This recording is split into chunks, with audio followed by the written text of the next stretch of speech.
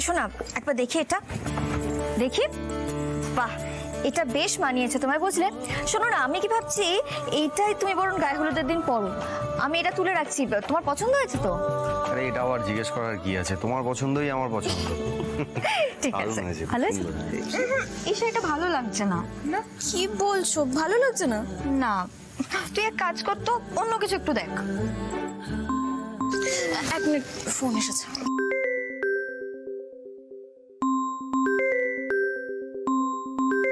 বাসি শুনে কি ঘরে থাকা যায়? অর্পণ, কি হচ্ছে কি? মেয়েটাকে ফোনটা ধরতে দে না। আরে বেচারা হয়তো তোকে খুব মিস করছে, যা কথা বলে নে।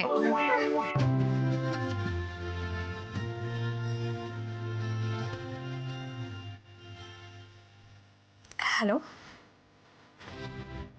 কি এক্ষুনি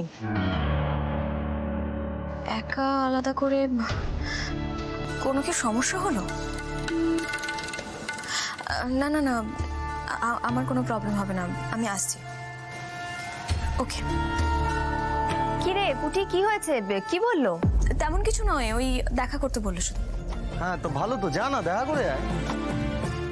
হ্যাঁ পুটি, তোরা তো আলাদা করে কখনো দেখা করিসনি, যা দেখা করে আয়। যা যা যা যা। তুমি একদম ঠিক বলেছো মা, আমি তোমায় ভুল বুঝেছিলাম। I am sorry for that. ঠিক আছে ঠিক আছে, এবার থেকে আমি যেটা বলবো সেটা শুনবি। আর হ্যাঁ, এই বাড়ির লোকেদের ওপর না এত দরদ দেখানো তুই বন্ধ কর। না বাবা না, আমার খুব শিক্ষা হয়ে গেছে, আমি আর কারোর উপর দরদ দেখাবো না।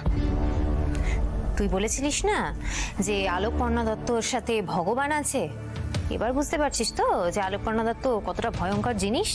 তো যাকে ওরা যা পারে করুক, বুঝলি? যত খুশি আনন্দ করুক, যত খুশি কেনাকাটা করুক, যা পারে করুক, কিন্তু সবটাই তো জলে যাবে, কারণ এই বিয়েটা তো আমি হতে দেব না। কি করে আটকাবে তুমি এই বিয়েটা মা? ও মা, আমাকেও বলো না প্ল্যানটা প্লিজ। এর জন্যে আমি একজনের হেল্প নেব, বুদ্ধিটা আমারই থাকবে কিন্তু পুরো প্ল্যানটা এক্সিকিউট সে করবে। আমি সর্ষের মধ্যেই ভূত খুঁজে পেয়ে গেছি, আর সেই ভূত এখন আমার হাতের মুঠোয়। কে মা, কে সেই ভূত? অভিষেকের মেজো ভাই অম্লান। বাবা, তুমি এর মধ্যে তাকেও হাত করে ফেললে? এ আর এমন বড় কি ব্যাপার? মানে কি বলছো মা, তুমি ওদের বাড়ি গিয়ে একদিনের মধ্যে এই গোটা প্ল্যানটা করে ফেললে? এটা একটা বড় ব্যাপার বটেই। এর জন্য শুধু চোখ কান খোলা রাখলেই চলে, বুঝলি? আর আমিও ওদের বাড়িতে গিয়ে সেটাই করেছি। ভীষণ অপরাধ বোধ হয় আমার। সত্যি কথা বলতে কি, আমি না মোনালিসাকে কোনোদিন ভুলতে পারিনি। আর বিয়ের দিন যত এগিয়ে আসছে তত আমার মোনালিসার কথা বারবার করে মনে পড়ছে। কিন্তু তার মানে এটা নয় যে আমি তোমাকে ভালোবাসি না, আমি তোমাকে বিয়ে করতে চাই না।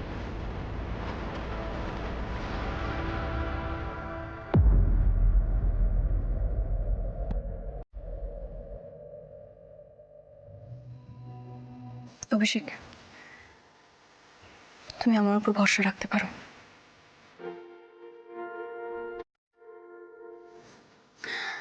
আমি তোমার প্রথম স্ত্রীর জায়গা কখনো নেব না, আর ভবিষ্যতে কখনো এরকম দাবিও রাখবো না।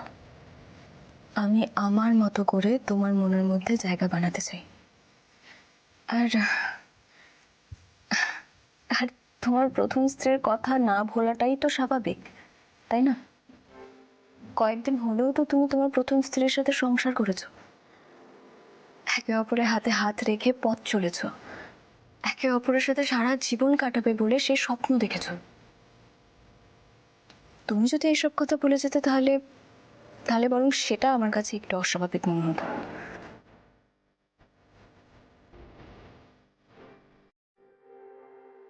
আর একটা কথা বলো তো, সত্যিকারের প্রেম কি কখনো কোনোদিন ভোলা যায়?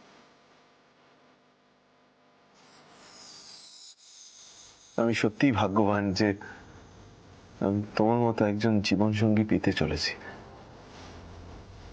জীবন সঙ্গী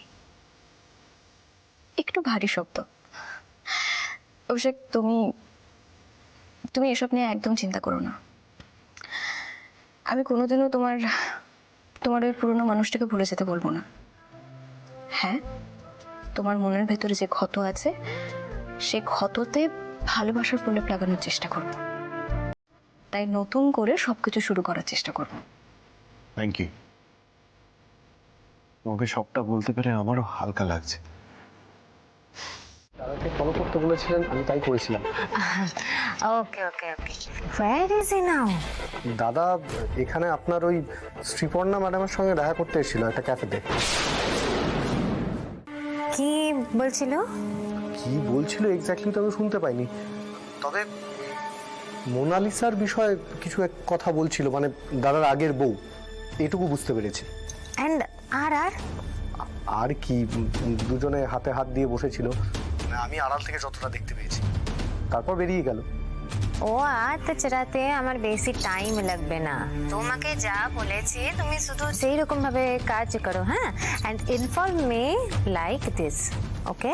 ওকে মেনা ম্যাডাম।